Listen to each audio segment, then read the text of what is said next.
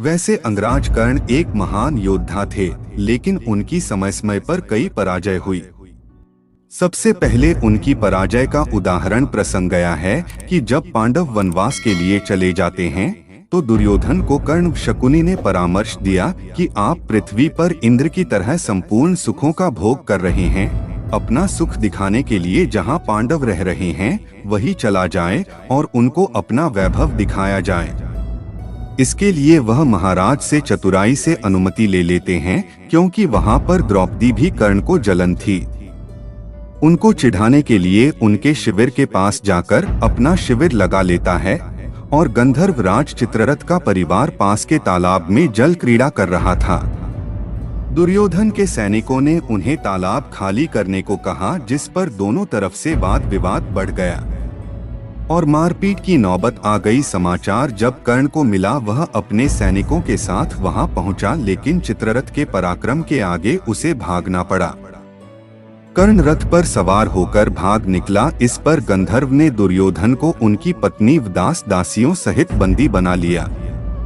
दूसरा पराजय उसको विराट युद्ध में अर्जुन के हाथों देखना पड़ा। अपने भाई के वध से दुखी होकर कर्ण ने अर्जुन पर घातक प्रहार किया, लेकिन अर्जुन ने कर्ण को बुरी तरीके से पराजित कर उसके सारथी रथ सत्र इत्यादि को नष्ट कर दिया और कर्ण भाग निकला।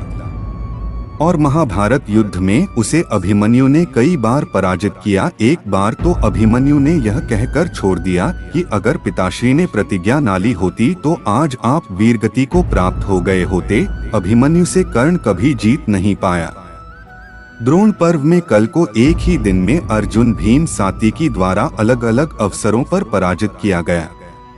अगले दिन अभिमन्यु ने कर्ण को परास्त किया, जिससे वह पीठ दिखाकर भाग गया। फिर अभिमन्यु ने आचार्य द्रोण को परास्त किया। फिर सात्विकी भगवान कृष्ण के सेनापति भगवान कृष्ण को उन पर इतना भरोसा था कि वह दुर्योधन की सभा में 5 गांव का जो प्रस्ताव लेकर गए थे, तब उनके अंगरक्षक उस समय सात्विकी ही थे। सात्विकी पहले भगवान श्री कृष्ण के नारायणी सेना के सेनापति थे, लेकिन जब दुर्योधन ने सेना को मांग लिया तो उन्होंने सेनापति का पद छोड़कर भगवान का साथ कर लिया और अर्जुन के तरफ से युद्ध करना स्वीकार किया। सात्विकी एक परम प्रचंड धनुर्धर थे। उन्होंने अनेक बार भीष्म पितामह द्रोणाचार्य व कर्ण को पराजित किया। महाभारत युद्ध में भीम और कर्ण की करीब 12 या 13 बार आपस में युद्ध हुआ, जिसमें मात्र कर्ण एक बार जीत सका।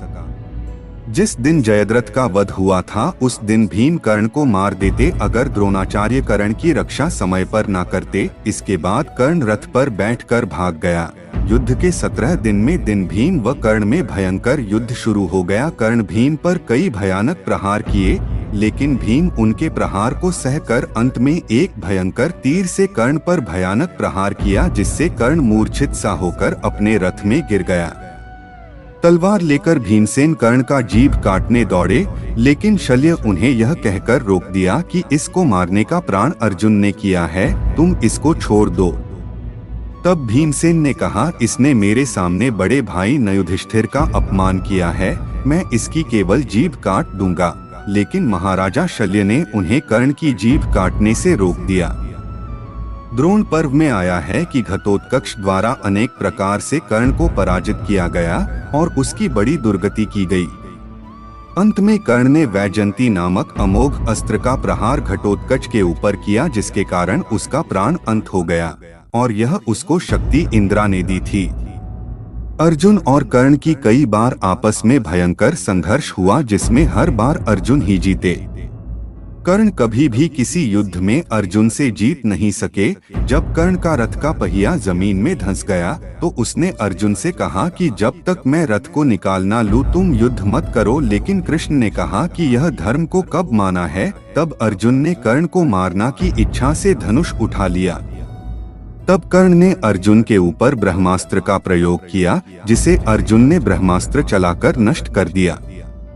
इसके बाद कर्ण ने कई अस्त्रों का प्रयोग किया और अंत में अर्जुन ने कर्ण के सिर को अंजुलिका नामक तीर से काट दिया। इस प्रकार कर्ण महाभारत में वीरगति को प्राप्त हो गए। तो मित्रों, ये थे कुछ योद्धा जो कर्ण को हराए थे।